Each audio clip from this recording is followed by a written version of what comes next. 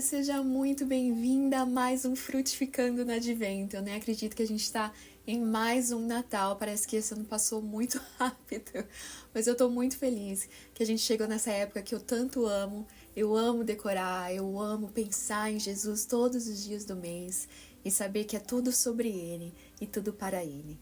Que gostoso é a época do Advento. Você sabe o que é Advento? Nem todo mundo sabe. Eu acredito até que em um país como o nosso, no Brasil, que é um país que tem tanto um pensamento e uma historicidade do catolicismo romano, às vezes os crentes evangélicos, a gente tenta se separar o máximo possível para fazer essa distinção, que de certa forma é justa, mas a gente acaba às vezes jogando fora coisas que são válidas para nós também. E eu acredito que o Advento é uma delas. O Advento, ele vem da palavra adventus, do latim, que significa chegada. Nós cremos que o Deus que nós servimos, ele veio, ele chegou ao mundo na forma humana, num bebê, numa manjedoura, na pessoa de Jesus Cristo. E nós cremos que ele veio e nós cremos que ele voltará. Então nós cremos no primeiro advento, que foi o Natal, e no segundo advento, que é quando Jesus voltará e findará todo o mal da nossa realidade. Então, essa é a nossa crença. O Advento, ele é uma parte do calendário litúrgico cristão, não é algo que os católicos podem dizer que é só deles, é algo nosso também, é algo do cristão. Então, eu quero que você aproveite essa época como uma época de pensar, ponderar e focar na pessoa de Jesus Cristo. Esse ano, para o nosso Frutificando no Advento, que é o programa que a gente faz todo ano dentro do Frutíferas. Se você ainda não conhece Frutíferas, ela é a nossa plataforma do nosso Ministério Graça em Flor, nossa plataforma de estudo bíblico. Todo mês nós temos lá 4 estudos bíblicos em videoaulas, nós temos 10 devocionais escritos todo mês e o Clube do Livro todo mês. E agora no Advento nós temos de forma excepcional 24 devocionais escritos para você acompanhar todos os dias, do começo de dezembro até o dia do Natal. Então não deixe de participar e se você já está dentro do Frutíferas, não deixe de fazer o download do PDF, acompanhar online da melhor maneira que você quiser e façam em grupo de várias frutíferas, vai ser uma bênção. E esse ano o Senhor me deu um tema, especialmente aqui para as nossas videoaulas, que é o tema Emanuel, do início ao fim. A história de um Deus que sempre esteve conosco. E mais do que isso, de um Deus que sempre quis estar conosco. Eu creio que é o desejo de Deus, do coração de Deus, habitar com seu povo. E a gente vai ver que isso é verdade desde o Jardim do Éden, que é a nossa aula de hoje, até o Apocalipse, que será a nossa aula 4. Nós vamos passar também pelo Antigo Testamento, ali na lei, na Torá, nos profetas, e também enquanto Jesus estava encarnado. Nós vamos ver todo essa narrativa que a Bíblia nos traz, e é aquilo que eu gosto de chamar de, na verdade não criei esse nome, muitos teólogos usam, mas aquilo que nós chamamos de o cordão escarlate. O que é que isso significa? Você se lembra da história de Raabe? Raabe foi uma prostituta na cidade de Jericó, uma mulher que não era do povo de Deus, e quando os israelitas enviam 2 espiões para a terra de Jericó, Raabe esconde os espiões, ela permite que eles sobrevivam ao povo dela, tentando descobrir onde eles estavam, e quando eles fogem de volta para Israel para falar do que eles viram, né, para relatar aquilo que eles espiaram, Raabe, ela disse, quando vocês voltarem, eu peço que vocês protejam e não matem a mim e a minha família, quando vocês vierem destruir, quando Deus vier destruir o povo de Jericó. E o que é que os espias mandem que ela faça? Um sinal, que ela coloque um cordão escarlate, um cordão vermelho ali na sua janela. E eles dizem, se você não colocar o cordão, nós não nos responsabilizamos, o sangue da sua família não está em nossas mãos. Mas se você colocar o cordão e nós não salvarmos a sua família, então esse sangue estará em nossas mãos. Ou seja, o cordão escarlate foi o símbolo para salvar, para resgatar a vida de Raabe e dos seus familiares. Ela diz, a gente vê em Josué 2, ela diz, portanto, jurem-me pelo Senhor, que assim como eu fui bondosa com vocês, também serão bondosos com a minha família. Deem-me um sinal seguro de que pouparão a vida do meu pai e da minha mãe, dos meus irmãos e das minhas irmãs e tudo que lhes pertence. Jurem que nos livrarão da morte. E aí eles mandam ela colocar o cordão escarlate. Então a gente vê essa metáfora, essa analogia de Jesus como cordão escarlate, que está por toda a Escritura, nos mostrando que é tudo sobre ele. De Gênesis 1 até Apocalipse 22, é tudo sobre Cristo. A autora Sally Lloyd Jones, ela escreveu a Bíblia de Histórias sobre Jesus, né, The Jesus Storybook Bible, e o subtítulo é Todas as Histórias Sussurram o Seu Nome. E é exatamente isso que eu quero que nós estudemos nesse advento, que começando por Moisés e todos os profetas, lembra o que disse quando Jesus estava na estrada de Emaús com aqueles 2 discípulos? Diz que começando por Moisés e passando pelos profetas, Jesus explicou a eles o que dele constava em todas as escrituras. Isso está em Lucas capítulo 24, verso 27. O próprio Jesus diz, escute, da lei aos profetas até o final, toda a escritura é sobre mim. Então é exatamente isso que a gente vai fazer nesse advento, encontrar Jesus em toda a Escritura, nosso Emanuel, Deus conosco. Bom, então nós vamos olhar para hoje, nós vamos olhar especificamente a questão do jardim. Vamos encontrar Jesus no primeiro livro da Bíblia, em Gênesis. Onde será que está Jesus? Bom, eu ouso dizer que Jesus está no primeiro verso da Bíblia, quando diz, Gênesis 1:1, no princípio Deus criou os céus e a terra. O apóstolo João nos explica isso dessa seguinte maneira, ele diz, no princípio era o verbo, e o verbo estava com Deus, e o verbo era Deus. Ele estava no princípio com Deus. Todas as coisas foram feitas por intermédio dele, e sem ele, nada do que foi feito se fez. A vida estava nele, e a vida era a luz dos homens. A luz resplandece nas trevas, e as trevas não prevalecerão contra ela. O apóstolo Paulo, em Colossenses, explica dessa maneira. Jesus é a imagem do Deus invisível, o primogênito de toda a criação. Pois nele foram criadas todas as coisas no céu e sobre a terra, as visíveis e as invisíveis, sejam tronos, sejam soberanias, quer principados, quer potestades, tudo foi criado por meio dele e para ele. Ele é antes de todas as coisas, e nele tudo subsiste. Se você estava com a gente aqui no Frutíferas, no ensino sobre Colossenses, você sabe que quando diz que ele é o primogênito de toda a criação, isso não quer dizer que ele foi criado primeiro. Jesus não é criado, Jesus é Deus criador. Mas primogênito, aqui nesse sentido de Colossenses, significa aquele que tem supremacia, ou seja, aquele que está acima, aquele que tem autoridade sobre a criação. Tá bom? Só um parênteses aqui. Bom, então no jardim, a gente vê Jesus como aquele por quem, para quem e através de quem tudo foi criado. E eu acho importante nesse momento a gente começar a fazer uma separação dos papéis da Trindade. Como eu disse, Jesus ele não foi criado, ele é Deus, mas nós cremos na Trindade, na Santa Trindade, um Deus em 3 pessoas, uma essência, 3 pessoas. Nós cremos que as 3 pessoas são Deus Pai, Deus Filho, Deus Espírito Santo. A minha filha, quando ela era mais nova, ela falava que é Deus Pai, Deus Filho, Deus Abraão. Não sei de onde que ela tirou que Deus Abraão. Mas nós cremos em Deus Pai, Deus Filho e Deus Espírito Santo. E na criação, nós vemos a Trindade.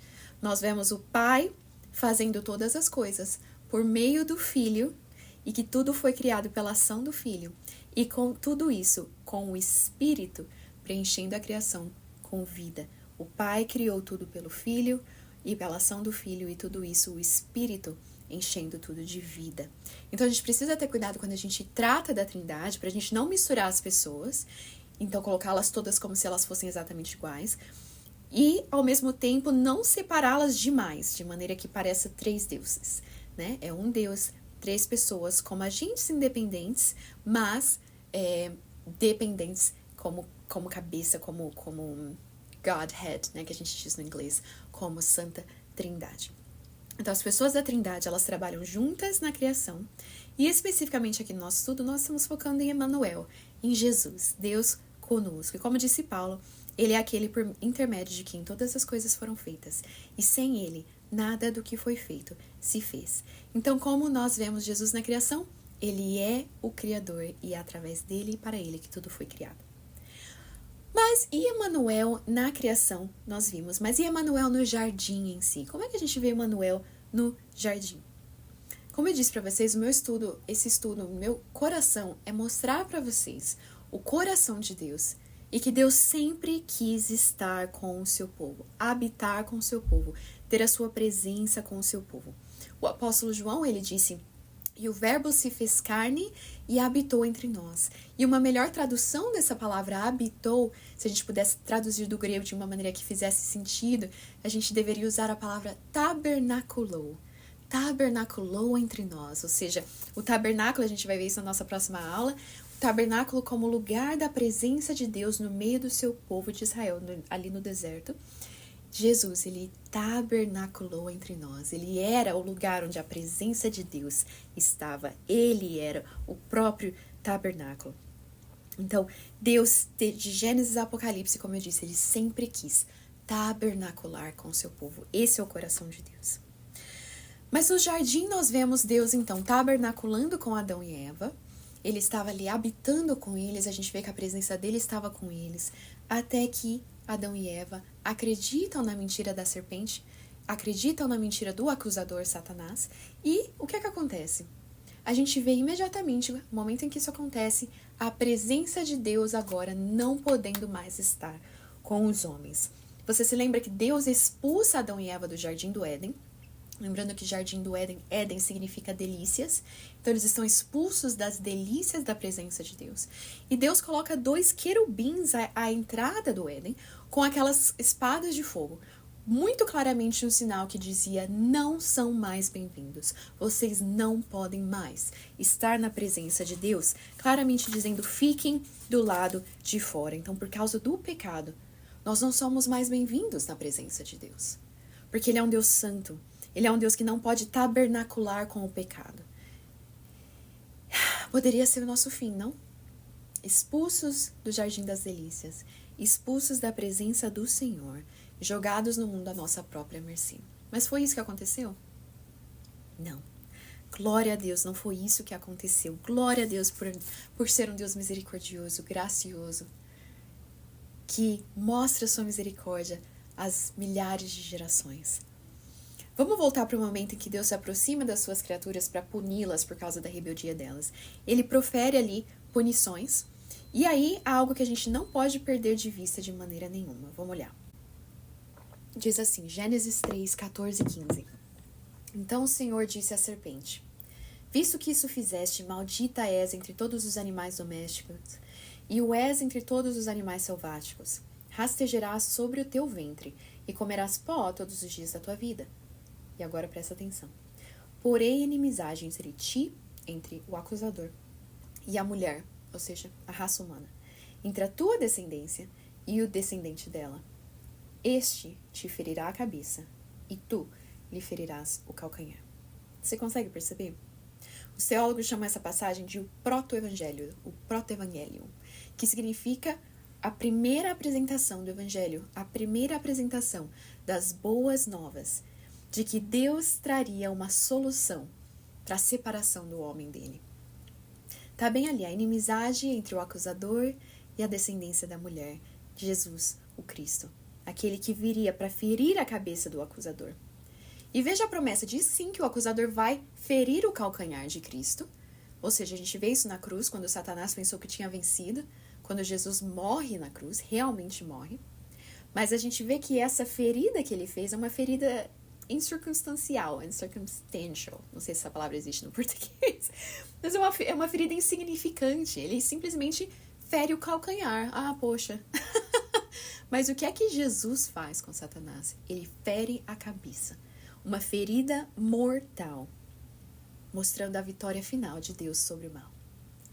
Esse é o proto-evangelho, a primeira promessa de que haverá um descendente que virá e reinará e vencerá a morte. E ele já o fez. Jesus já está atualmente sentado no trono, rei, atualmente. Satanás ainda está livre de certa forma para continuar reinando nesse mundo. Satanás continua na coleira de Deus, como dizem alguns teólogos. Deus continua no controle, mas Jesus já venceu. A vitória já é certa. Amém. Bom, a gente vai ver um pouco mais sobre essa vitória final de Cristo, de Emanuel, quando a gente estudar na nossa 4ª aula Emanuel no Apocalipse. Então não quero dar muito spoiler. Mas aqui no jardim, eu creio que a gente precisa ver que o nosso maior tema do Advento, como eu disse, é que Deus deseja estar conosco. Até mesmo no momento mais triste da história da humanidade, quando nós decidimos nos rebelar contra aquele que nos criou, contra aquele que nos amou, contra aquele que nos conhece melhor do que ninguém. Mesmo naquele momento, Deus tem a misericórdia de prometer: eu ainda tabernacularei com vocês.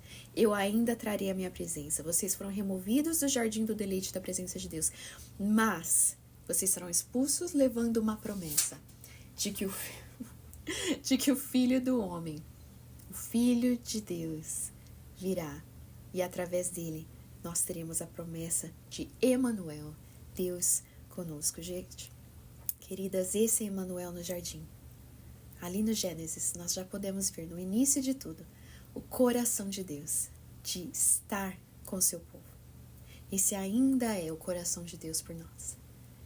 E eu queria agora que a gente voltasse os nossos pensamentos a alguns pontos de aplicação dessas verdades bíblicas. Primeiro, contemple o desejo de Deus de estar com você. Antes de qualquer mandamento, antes de qualquer redenção, antes de qualquer tempo, havia um Deus que andava no jardim com suas criaturas. Como seria a nossa vida? Como seria a nossa semana daqui até o nosso próximo estudo? Se nós realmente acreditássemos que Deus deseja estar conosco, mais do que nós desejamos estar com Ele. Como isso mudaria a nossa vida?